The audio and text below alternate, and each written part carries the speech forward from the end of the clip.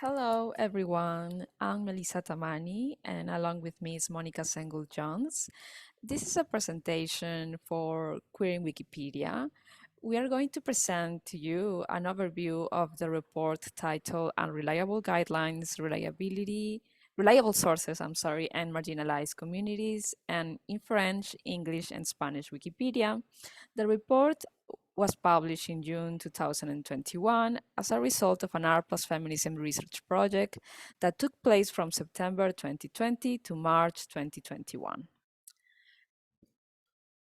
We were the lead researchers and authors of the project, and we also had the support of an advisory committee made up of Wikipedians and researchers from different regions.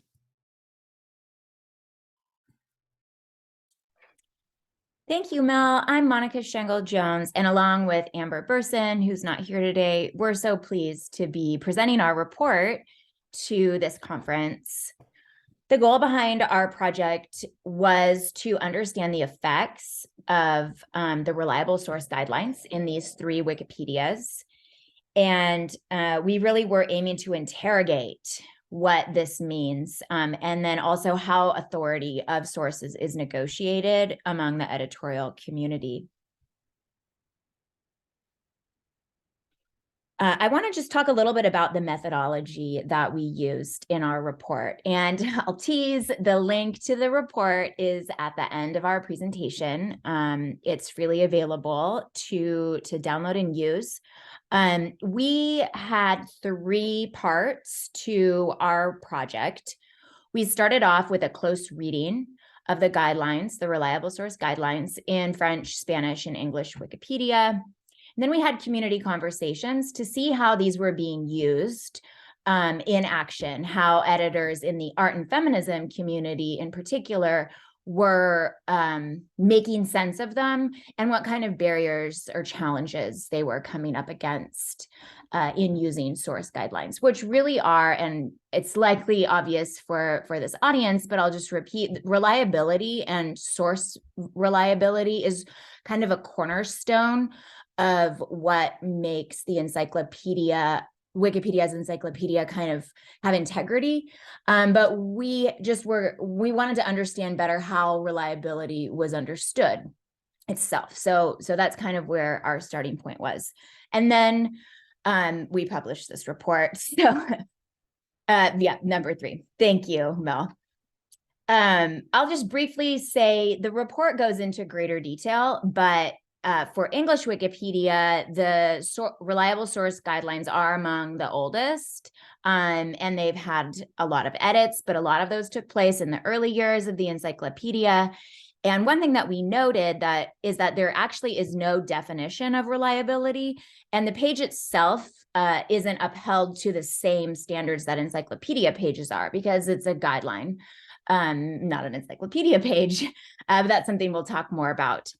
And so this is what the English Wikipedia reliable source guidelines were like. And then I'll let Mel talk a little bit about the Spanish version.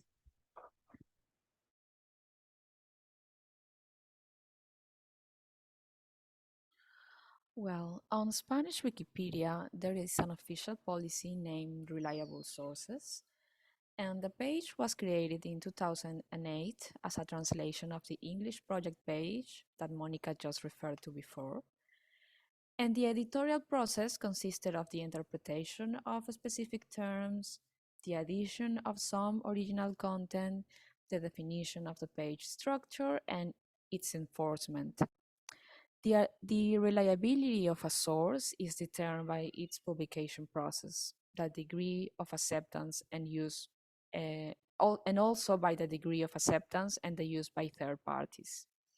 Editors are warned of using primary sources and self-publications.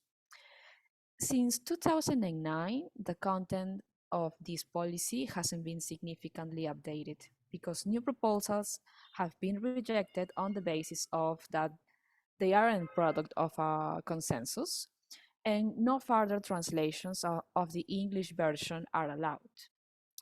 As a result of all this, The policy it is much more general than the other two language versions, and there is quite a lot of room for interpretation and individual bias from editors.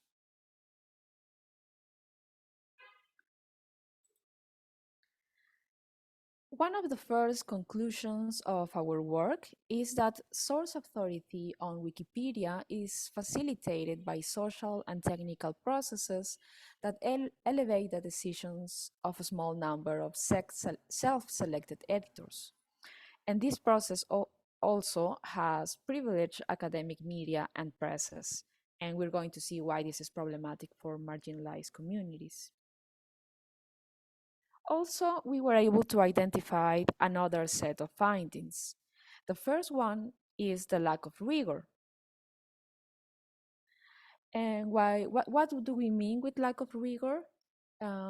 Basically, that the concept of reliability isn't defined in the guidelines.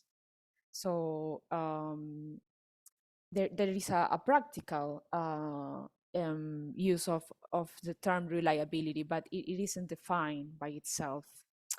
Also, academic sources aren't used in the construction of their content. According to the guidelines, academic sources are the gold standard of reliability. However, they don't use them. Also, epistemological criticism of academia and media isn't covered in the guidelines. There is no mention of systemic biases in secondary sources. The impact of this is that, for instance, sources about indigenous communities don't fit the current criteria because many of them are primary sources, or the ones that are secondary sources can have systemic biases. Another impact of this is that Wikipedia contributors don't have a frame of reference for epistemic criticism to secondary sources. Also, relevant type of sources for marginalized communities are left out. This is the case of blogs or pamphlets or press releases that are published by communities, by organizations on these subject areas. And finally, there are power dynamics between contributors from different regions in the same language version. This is the case, for example, of editors from France and editors from Quebec on the case of French Wikipedia, or editors from the US and editors from Africa. The concept of reliability is not the same for all these editors, and there tends to be some power dynamics between editors from the global north, especially. Thank you, Mel. The second finding that we had is about how the reliability guidelines are created. So as Mel's just described, we showed that it's not just about what constitutes a reliable source, but it's who gets to decide.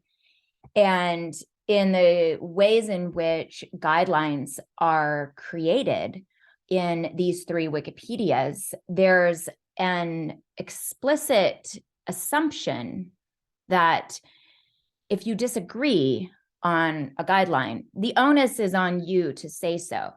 And we found that this is a bit of a problem because silence becomes then a signal of consent. And in practice, this privileges those editors who are more experienced with the platform or have the time and the interest in understanding Wikipedia's editorial backend and then participating in it. Mel, if you want to advance to the next slide. I think that this, as I was just saying, it privileges those more experienced editors. And then if you wanted to go on to the next slide, it means that the guidelines have been kind of solidified through the consensus of a very small number of participants. And also a lot of this happened in the past. And so contributors today may not know where to go to participate in these discussions about the guidelines themselves, and, maybe come in to introduce research or ways of thinking about the concept of reliability. Granted, there are in English Wikipedia, like the reliable source notice board, which is where often one source will get kind of interrogated, but this is a very kind of hidden space for many editors.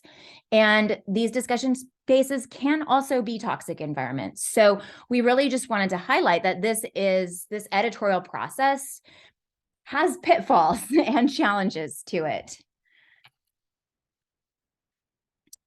And back to you.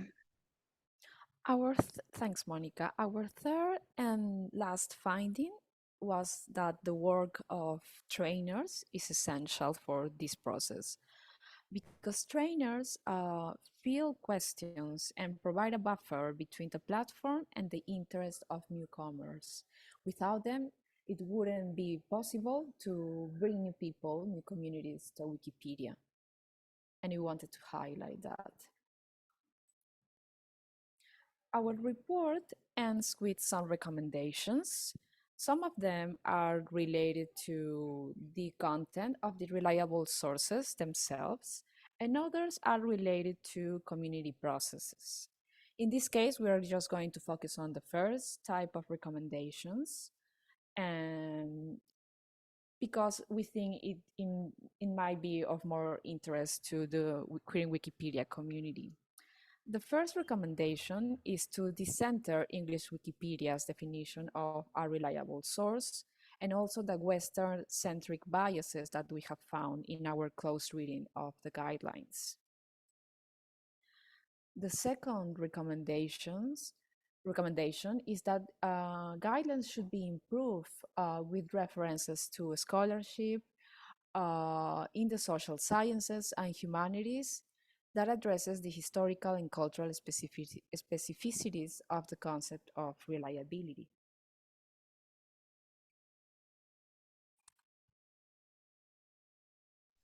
Our report also offers ways that editors might address biases in scholarship and news media, which may make claims to objectivity.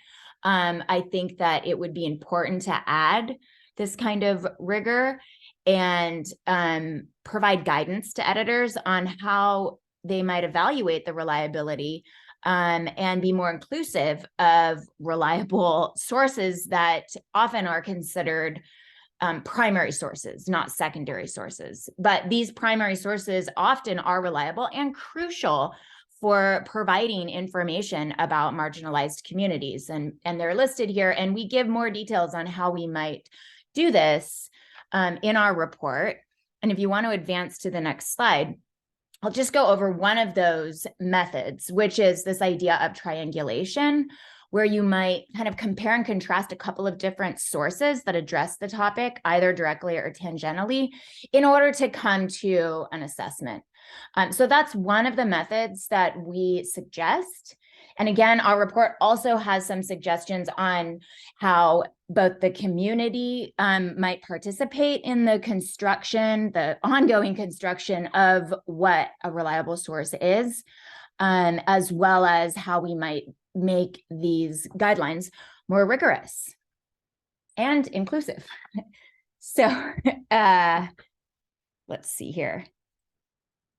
I think that's a real priority for us in creating this report. And we really appreciate your attention to this. Personally, I really hope it's useful for participants at the Queering Wikipedia conference. I'm so glad that you're here and thinking about these topics. And our report hyperlink is here. It's open access to you. Please download it, read it, share it, and let us know how you're thinking about the reliable source guidelines in kind of harmony with this and what you do next.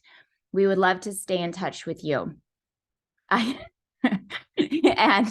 thank you again, Mel, also for presenting this with me. It's been such a pleasure to work with you again. And Amber Burson, I want to give a shout out to our third research lead on this project. So thank you as well to our funder, WikiCred, and Art and Feminism. Thanks. I think that's it. Thank you, everyone.